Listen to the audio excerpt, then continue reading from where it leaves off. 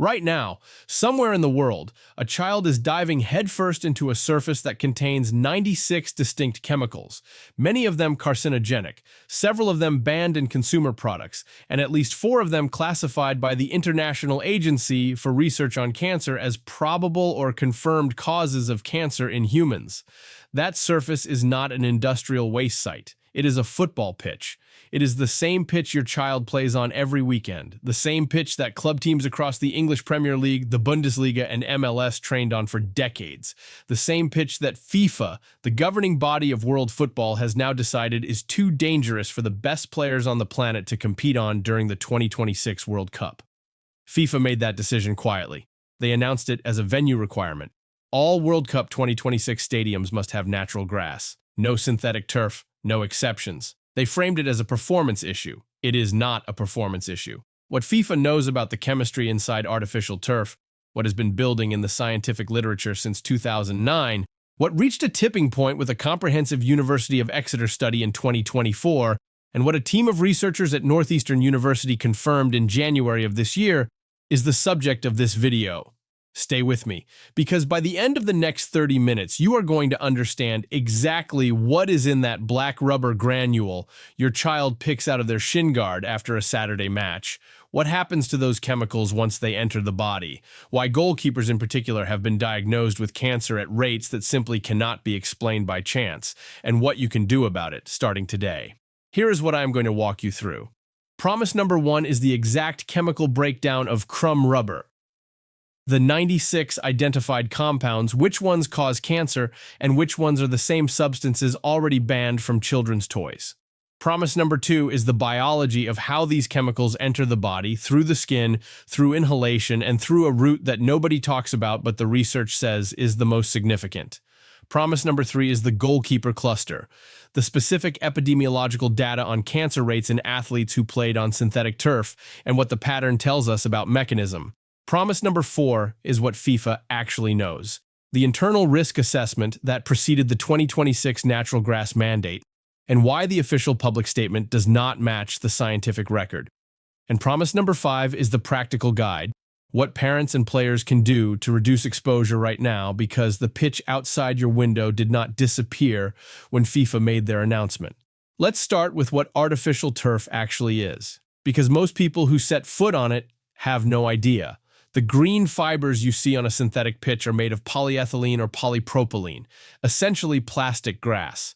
But the fibers are not the concern. The concern is what is underneath them. Below the fibers sits a layer of infill material, 2 to 3 centimeters deep, designed to cushion impact and replicate the feel of natural soil. For decades, the overwhelming majority of this infill has been made from a single material, Crumb rubber, ground-up recycled tires. Think about that for a moment. The tires that wear down on motorways, absorbing fuel combustion byproducts, road chemicals, and brake dust over their entire working life are shredded into small black granules, and those granules are spread across playing surfaces where children roll, dive, slide, and breathe in proximity to them for hours at a time. A tire is not a simple material. A tire is a chemical engineering product. A modern tire contains dozens of compounds, rubber polymers, carbon black, sulfur, oils, and a class of additives called rubber processing aids, many of which were chosen for their mechanical performance, not their toxicological profile. When a tire manufacturer formulates a compound to resist heat, wear, and UV degradation, they are not asking whether that compound is safe to inhale. They are asking whether it holds the road at 200 kilometers per hour. When that tire is shredded and its granules are spread across a playing field, those compounds become accessible. They can become airborne as dust. They can be absorbed through the skin on contact. They can be ingested. They can enter the body through abrasions, and the average youth football player sustains abrasions from synthetic turf at a rate significantly higher than from natural grass. The University of Exeter analysis, published in Environmental Science and Technology in 2024, identified the following 3 categories of hazardous compounds in crumb rubber infill. Category 1, polycyclic aromatic hydrocarbons, or PAHs. These are a class of organic compounds formed during the incomplete combustion of organic material in tires. They accumulate during manufacturing and from road exposure over the tire's working life. Several PAHs, including benzoapyrene, are classified as Group 1 carcinogens by the IARC, the highest possible designation, meaning the evidence for human carcinogenicity is considered conclusive. The concentrations of PAHs found in crumb rubber samples in the Exeter analysis exceeded European safety limits for contact materials by factors of between 2 and 47 depending on the specific compound. Category 2. Heavy metals. Lead, cadmium, zinc, and manganese were all detected in crumb rubber at concentrations above European regulatory thresholds for materials intended for contact with human skin. Cadmium is a confirmed human carcinogen. Lead affects neurological development in children at any detectable blood level. There is no established safe threshold. Manganese at high inhalation doses has been associated with Parkinson's-like neurological effects. Category 3. Rubber additives classified as probable carcinogens. This includes compounds like benzothiazole and diphenylguanidine, chemicals added to tire compounds to accelerate vulcanization and prevent degradation. These compounds leach readily from crumb rubber in laboratory conditions that replicate sweat, rain, and heat. Several of them are classified as IARC Group 2A carcinogens, meaning the evidence for human carcinogenicity is considered probable. In total, the Exeter analysis identified 96 distinct chemical compounds of potential concern in crumb rubber infill. 96. To put that number in context, under European REACH regulations, any consumer product containing a single one of these substances above specified thresholds requires labeling and risk assessment. Crumb rubber contains 96 of them, applied at a density of approximately 5 to 6 kilograms per square meter across a pitch that a 10-year-old child might spend 8 hours on in a single weekend tournament. Now, the chemical composition of the material is one thing. The question that matters for health is how those chemicals actually enter the body, and this is where the research becomes particularly uncomfortable.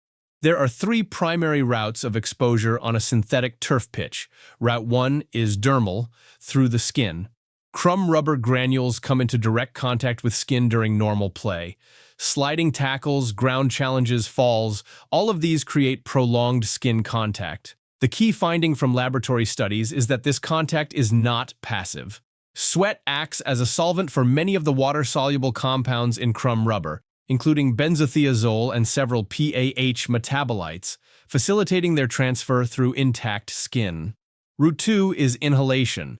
At ambient temperatures, crumb rubber infill off-gases volatile and semi-volatile compounds, particularly PAHs and rubber processing chemicals. On hot days, and a synthetic pitch in full sun can reach surface temperatures of 60 to 70 degrees Celsius, significantly hotter than natural grass. This off-gassing intensifies substantially. A player sprinting on a hot synthetic pitch is not simply breathing ambient air. They are breathing air at ground level, at elevated concentrations of compounds that in industrial settings would require respiratory protection. Route 3 is ingestion. This is the route that almost none of the public coverage has adequately addressed, and it is the one that the research increasingly suggests may be the most significant, particularly for goalkeepers. Crumb rubber granules are small. They attach to skin, hair, clothing, and equipment. They find their way into mouths during normal physical activity in ways that are difficult to avoid. A goalkeeper diving at full stretch, face close to the turf surface, can inhale or ingest granules as a matter of course. Studies measuring urinary PAH metabolites in football players after matches on synthetic turf versus match players after matches on natural grass have found significantly elevated urinary biomarkers in the synthetic turf group. The body is absorbing these compounds. The urine is excreting them. The biological uptake is measurable. This brings us to the goalkeeper cluster, because the goalkeeper data is the most troubling data in this entire story, and it is the data that ultimately cannot be waved away with uncertainty qualifications. In 2009, a Seattle soccer coach named Amy Griffin began informally cataloging cases of cancer in American football players who had played significant time on synthetic turf. She was not a researcher. She was a coach who had noticed that too many of her former players were getting sick. By 2014, her informal list contained over 100 cases, with a striking concentration in goalkeepers. She brought her list to researchers at the University of Washington. The researchers could not dismiss it. A goalkeeper's exposure to crumb rubber infill is categorically different from an outfield player's. A goalkeeper dives, rolls, and slides across the turf surface repeatedly throughout every training session and match. Their hands, arms, and face are in direct contact with the infill material far more frequently than any other position. Their inhalation exposure from spending extended periods prone on the surface is greater. Their ingestion exposure, hands touching the infill, then touching the face, then touching food during water breaks, is greater. The 2024 University of Exeter analysis, which included a systematic review of over 5,000 published studies, found statistically significant associations between synthetic turf exposure and lymphoma, specifically non-Hodgkin's lymphoma, in athletic populations. The association was strongest in goalkeepers. A separate analysis published in the journal Environmental Research in 2023 looked at professional football players across the top European leagues and found that players who had spent more than 8 years training primarily on synthetic turf had an adjusted odds ratio for lymphoma of approximately 2.3 DARS, meaning more than double the baseline risk. When that analysis was restricted to goalkeepers, the odds ratio rose to approximately 4.1, 4 times the baseline risk, not from industrial exposure, from a playing surface. A 2025 analysis from Northeastern University added a dimension that the earlier research had not fully captured. When crumb rubber is exposed to UV radiation and heat, the conditions it experiences on an outdoor pitch over years of use, it does not remain stable. It degrades. And as it degrades, it releases compounds that were previously bound within the rubber matrix, including compounds that were not detectable in fresh crumb rubber, but become detectable after weathering. The practical implication of this finding is significant. A pitch that was installed 5 years ago may have a substantially different and potentially more hazardous chemical profile than the same pitch measured at installation. The safety testing done at installation does not reflect the chemical reality of aged crumb rubber. The children playing on a 10-year-old pitch are playing on a different substance than the one that was approved.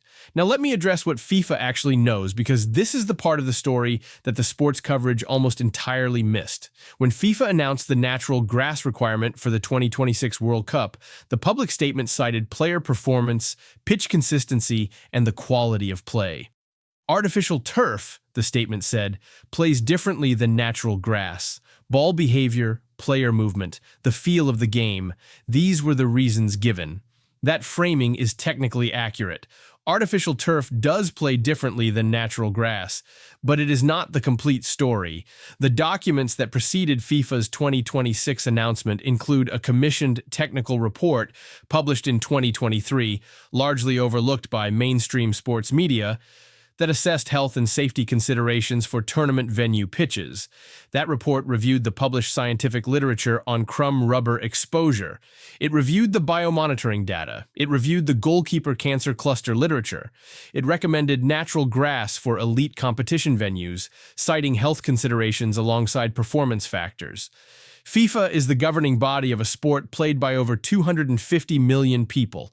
Its venue standards set the template that stadium operators, club owners, local authorities, and schools look to when making surface decisions. When FIFA says natural grass is the standard for its elite competition, it is implicitly communicating something about the relative safety of the alternative, even if it chooses not to say so explicitly. The uncomfortable corollary is this. FIFA made the decision to protect the best players in the world from an exposure risk it had assessed. That same exposure risk exists for every child, every amateur player, and every recreational athlete who trains on synthetic turf today. The protection FIFA extended to World Cup athletes has not been extended to the child on your street. Now let's talk about what can actually be done, because the pitch outside your window has not changed. Most synthetic turf will remain in place for years. The economics of pitch replacement are not going to shift overnight because of a FIFA venue rule. So the question is not whether synthetic turf will disappear, it will not, but what individuals and families can do to reduce exposure in the meantime. Step 1. After any session on synthetic turf, wash exposed skin with soap and water before doing anything else. This sounds obvious, but it is not universally practiced. The window of highest absorption risk is immediately after play, when the skin is warm, slightly abraded, and in contact with granules that may be lodged in skin folds or around abrasions. Washing before the drive home, before eating, before showering in the general sense, that sequence matters. Studies measuring urinary PAH metabolites have found that post-play washing reduces detectable biomarker levels significantly compared to delayed washing. Step 2. Wash clothing and equipment separately and promptly. Crumb rubber granules embed in fabric. Studies of football kits worn on synthetic turf have found residual granules even after washing, but the chemical load transferred to skin from contaminated clothing is substantially reduced by prompt, thorough washing. Goalkeeper gloves, which have continuous contact with the infill, require particular attention. Step 3. Avoid eating and drinking on the pitch surface. Hand-to-mouth transfer is a significant route, particularly for children. Food and drinks consumed during breaks on a synthetic pitch can carry residual granule contamination. A simple physical separation, move off the pitch, wash hands, then eat, substantially reduces this route of exposure. Step 4. If you have a choice of surface, choose it deliberately. Many parks, leisure centers, and private clubs now offer a mix of natural grass and synthetic surfaces. For recreational and training use, where performance demands do not require synthetic turf, the natural surface is the lower exposure option. This is not always possible. Pitches are allocated, not chosen.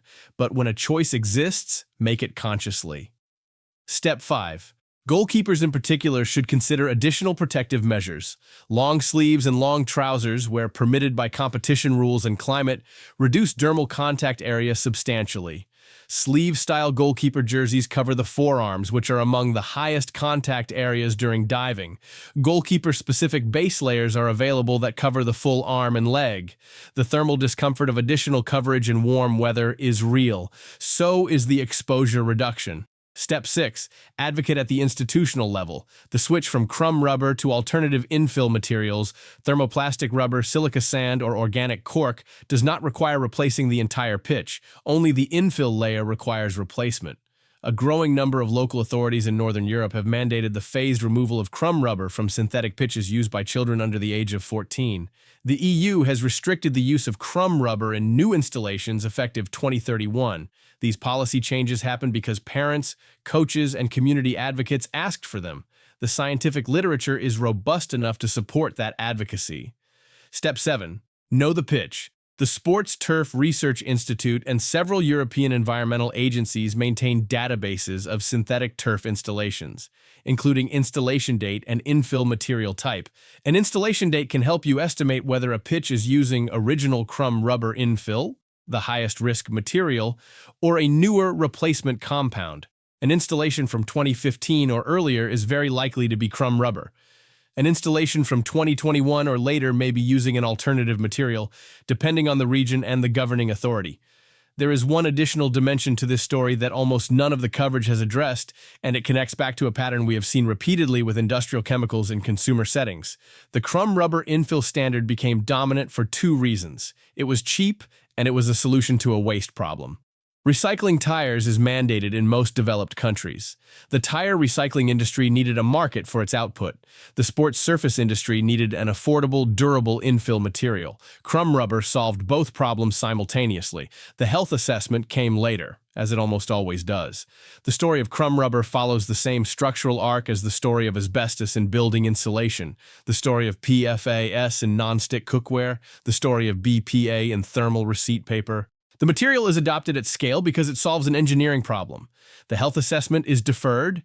The epidemiological signal builds slowly because the latency period for cancer is measured in decades, and the exposed population is diffuse.